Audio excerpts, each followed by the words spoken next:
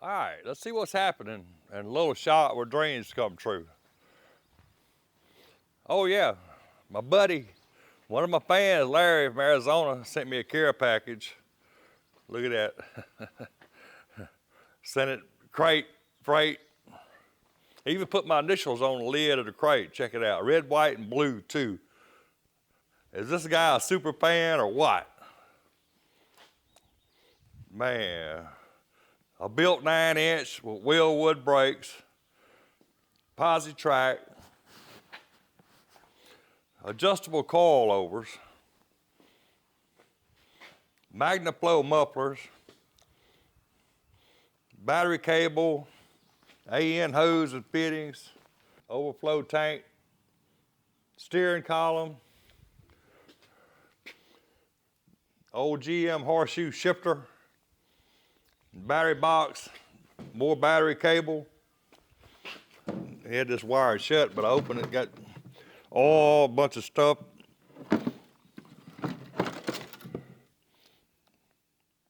Posi additive. But hey, just look at this crate, would you? I mean, this guy is a master. He even got the axles bolted on the end. This guy is a master crate builder, to say the least. Everything is bolted down. Look, he's even got the brake line off the rear end, got it screwed down right there. Look, he even got the rear end pinion bolted to the box. Coilovers bolted. Man, this guy is cool. More battery cable. Look at that.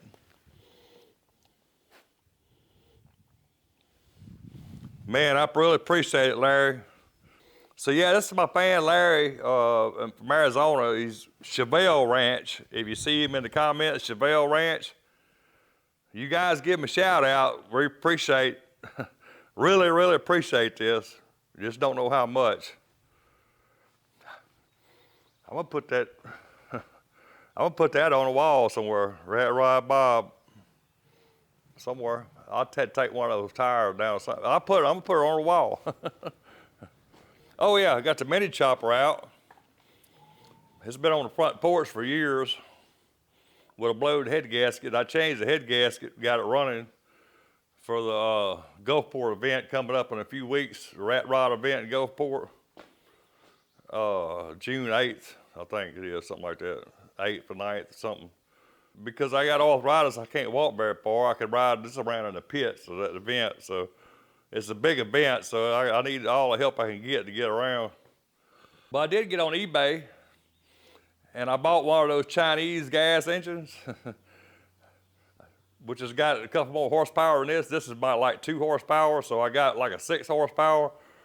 And I'm gonna try swapping it and see if I like it better, because this one has no power at all. It does go, but it won't climb a hill, and as long as you're on flat ground, it does okay.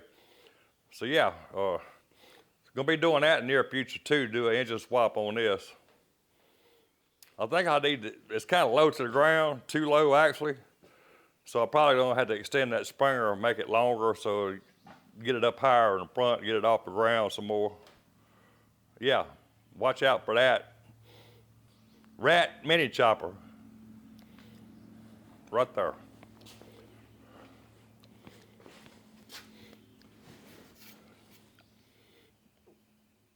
Yep, needs cleaning up. Doing some more of an inside frame structure on the 34 Ford coupe. You guys seen the roll bar video. So I got the back hoop in, not completely finished with it yet, but I got it pretty much. And I'm starting the A-pillars, shaped up. Don't have them in yet, but I got them starting to shape them up. And got a lot more to go add to that, so I'm just getting started good on the inside structure. Here's the one for the passenger side. A-pillar comes around to the roll bar. Had to make a fit. That's how we roll here at Rat Rod Bob Bill's. Gonna get that. That's gonna get welded up in the end. Vivor chop saw. Told you I was gonna put it on the wall. Andy, another fan, turned me on that Delco sign at the car show yesterday. So, hey, love you guys. Got them on the wall. Rat Rod Bob, red, white, and blue. Or as I say, red, white, and blue. Hey, it's gonna be great. So another fan, Michael Vaders, you know, monster truck guy that sent me all the fiberglass supplies for the hot rod here. He sent me a care package. I got this, they call it a banjo steering wheel. Got this banjo steering wheel, need cleaning up. Wheelwood Brake Master. Is that cool or what? So that steering wheel is gonna look really good on that steering column right there. And that master cylinder is going to go really good with these Wheelwood rear brake calipers. Yeah, appreciate you guys. So if I only had some Wheelwood brake calipers for these GM brakes up here, man, that would finish it off. That would be the final touch. I'd have Wheelwood master cylinder and Wheelwood calipers. Yeah. If I could get my hands on some for the front, Wheelwood, that'd be great. So I got a buddy back in the woods, Terry Holston. Appreciate you, Terry.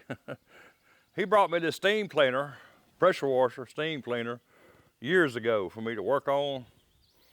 And I got it fixed and it's still here. I mean, years later, it's still here. But anyway, the hose that was on it froze one winter, got busted a hole in it, got froze. So I had some old hydraulic hose I put on it. And man, it works great, except this old hydraulic hose is getting dry rotted. You can see it right there. I mean, it's an old hose. And especially this end that the wind hooks to. You can look at that right there, how dry rotted that is. So what the problem is, it works fine. I got a bunch of tips. Until you turn the steam cleaner on and you put one of these smaller tips in it, it builds up a lot of pressure and heat, and it blows that fitting off the end of the hose right there. I mean, just that rubber is dry rotted, it just blows the rubber off. To solve that problem, Vivor sent me 50 foot, a brand new 3/8 hydraulic hose. Yeah, they already fixed the pressure washer right there. Yep, good stuff. Check it out. That's what the end looks like. See, they got several layers of steel reinforcement. And also, it makes a good hydraulic hose. So pressure washer hose, hydraulic hose, either one. So I'll put a link in the description for this hose if you need hydraulic hose for your tractor or hydraulics or whatever hydraulics, or if you need a super duty hose for your high pressure washer. Yeah, this is cheaper than a pressure washer hose, by the way, just so you know. So this old hydraulic hose, pressure washer hose, has got serviceable fittings. Good thing. So I can take the fittings off the end of it, put on a new hose. I mean, most of you guys know how this works already, but kind of like an AN hose, sort of. I guess you could call it. So if I can get this out.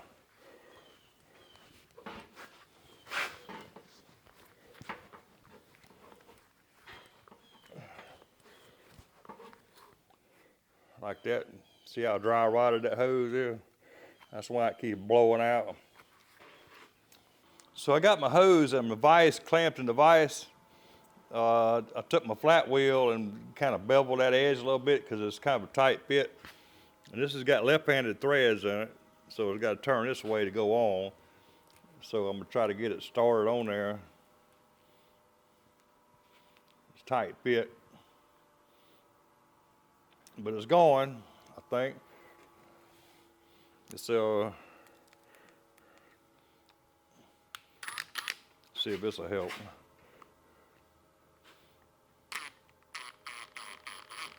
Yep. I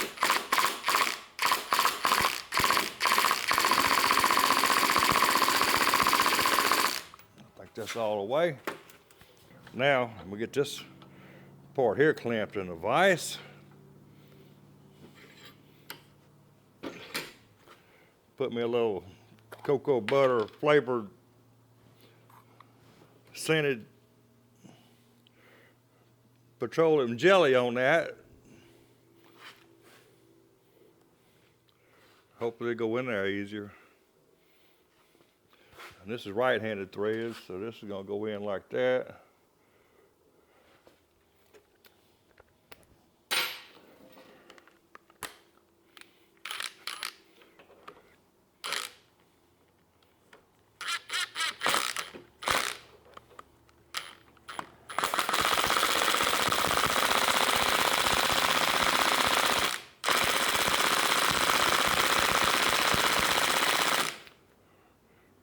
Give it another number.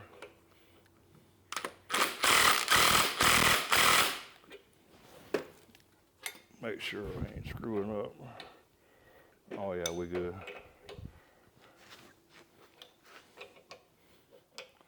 I'm running all the way up with the wrench, make sure I don't screw something up.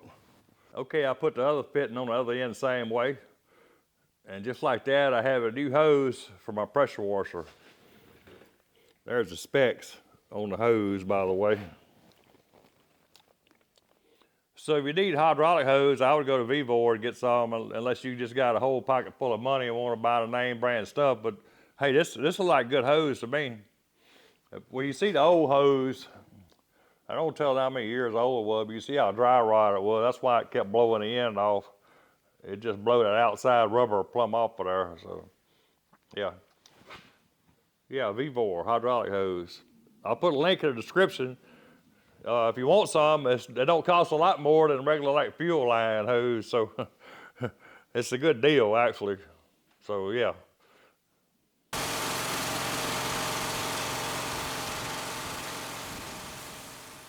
So the pressure washer part works fine. Hose is fine. Steam cleaner burner, not so much. I hadn't used that in years. I mainly just use that for pressure washing and hydro blasting. Actually, I got some little fine tips on there that'll blow the paint off stuff. You don't even need the steam, but it used to work. It's probably just a bad sensor. It's got a sensor for heat, so it don't get overheated, the water. It's got a sensor for pressure. Probably one of those sensors is bad. So, but it's summertime. I don't feel like working on it summertime. Maybe this winter I might fix it. Some of you guys want to know how I bend this pipe in a pipe bender without kinking it. Well, this is how you do it. You can see I got marks. That's where I'm going to be bending it. And what I do, I bend it, I just do a couple pumps on one mark, move it to the next mark, a couple pumps, so forth, so on, all the way down. And keep going back and forth, a couple pumps, until I get it bent like I want it. See, I got it. See, I've done like 3 pumps there. So I'm gonna let it down, move it up to the next mark. A lot of pumping, it'll make a man out of you. 1, 3. Move it to the next mark. So forth, so on, all the way down until you get it bent like you want it. You can't do it all, you can't bend it all in one spot because it kinked the pipe in this pipe bender. So yeah, just keep moving it. About a ½ inch at a time, back and forth, until you get it bent like you want it. Vevor sent me this little MIG welder like a year ago, 250 amp, little bitty thing.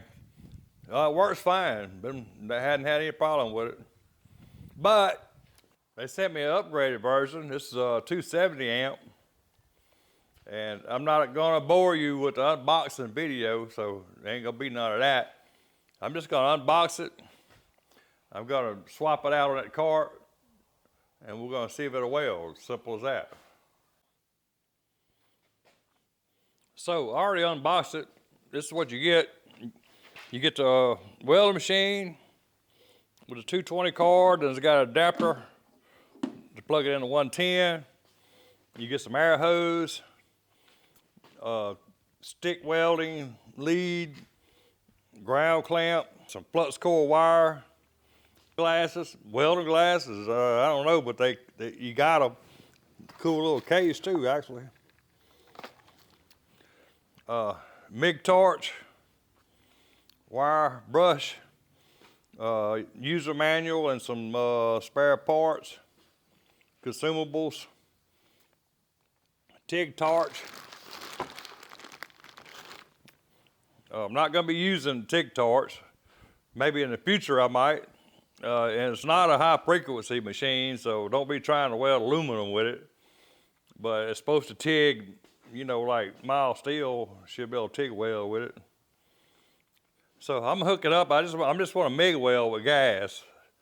I'm not gonna try everything else because I'm just gonna be MIG welding. I'm gonna try it out and see what happens. So I've been playing with it a little bit. I'm gonna show you what I learned. First, the switch, MMA, a stick weld. Middle is lift TIG. Down is MIG. When you stick weld mode, you can adjust the amps right there on top. Same as when you're in TIG mode. When you're in MIG mode, that don't have any effect on MIG mode. Your wire speed, the faster the wire speed, the higher the amps go. Then you got a voltage that you have to play with, which is new to me, but I just put it about middle ways. And the burn back, I don't know if you see that or not, but it got a little clump on the end of the wire. On this burn back feature, what happens is when you let off the trigger, the wire feed stops. But the welder keeps welding a fraction of a second longer so the wire won't stick to your work. And the more you got this up, the longer that burn happens. And you gotta adjust that where you want get that little ball on the end of your wire. You don't want that because then you had to cut that off every time you start welding again. You don't want that ball, so you adjust this. And it depends on the other adjustments to how you're gonna have to adjust that, but you got to play with it. When you get through welding, when you stop welding, you don't want that ball, you just want the wire, clean wire. So, I've been playing with it a little bit. Another thing, you connect this to the positive when you're in gas, big gas. If you use a flux core, you want to swap these two out. You want to put your ground here and your hot on that side. You got to swap them over. But I got it set for gas right now. I got solid wire with gas, and that's all I'm planning on using. I don't plan on using anything else. So another thing is you got this button to feed new wire, so you want to pull a trigger with your gas on or whatever. You can mash that button and your wire starts spinning to feed through here, and you mash it again to stop. When it comes through, you mash it. So mash it one time on, mash it one time off to get the wire spool spinning. And you can see where I've been playing with it. That was a good one there. I had the voltage way high on that one, didn't do good. I was testing the burn back on some of those. So this is 3/16. I'm gonna weld these two pieces 3/16 together right there. Like I said, I'm just trying to learn how to use this thing myself.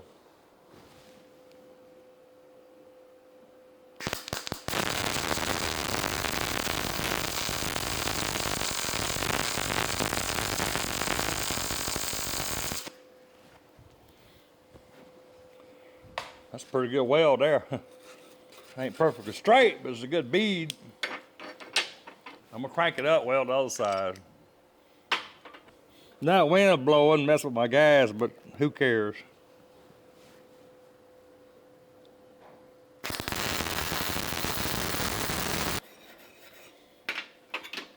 Make a pretty bead. The only bad thing about it is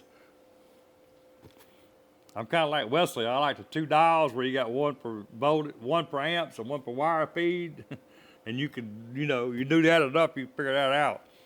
But this one, where you adjust the wire feed, and that will adjust the amps, you can't get exactly like you want it, so that's one downside to it. The other V-bore was the same way. Well, kind of opposite. You adjust the amps, and it automatically set the wire feed. Didn't even have a wire feed dial. But this one's got a wire feed dial and no amp dial, so it's kind of backwards. So I'm had to get used to that, but seems to be welding good. I just got to get used to it. That's the only thing bad about getting a new welder, then you got to learn how to use it. So, but I'm gonna keep building, keep using it, building my hot rod and see if I can get used to it and go from there. All right, guys, there's the MiG 270 V-bore. I'm gonna leave a link in the description just in case you want to buy one. So I'm gonna be using this welder in future videos, building this hot rod, and I'm gonna continue learning how to adjust everything. So yeah, I don't know what I'm doing yet, but I'm gonna figure it out.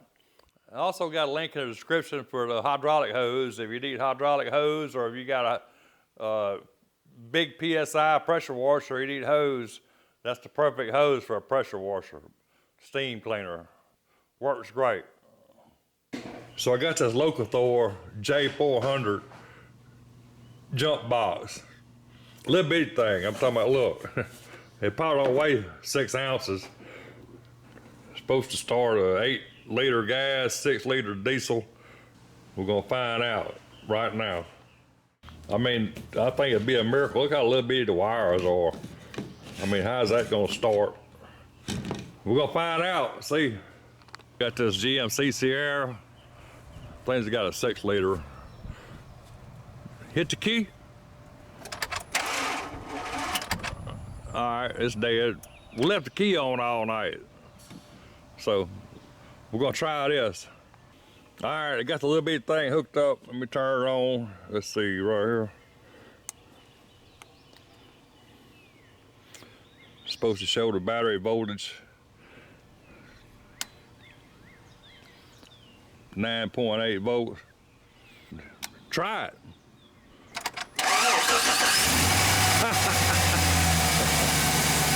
Imagine that.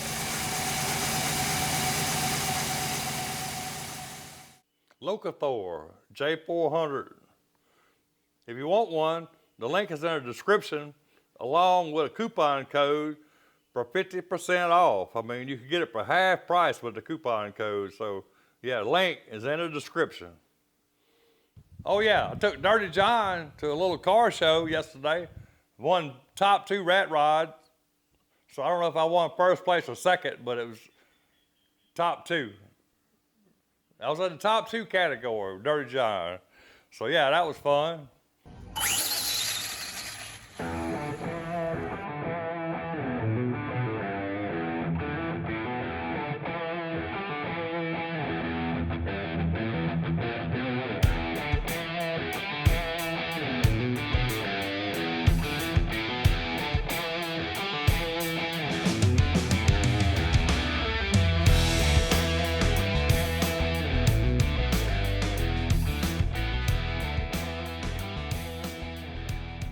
All right, guys, I'm gonna get back on the hot rod next video, so appreciate you. See you next time.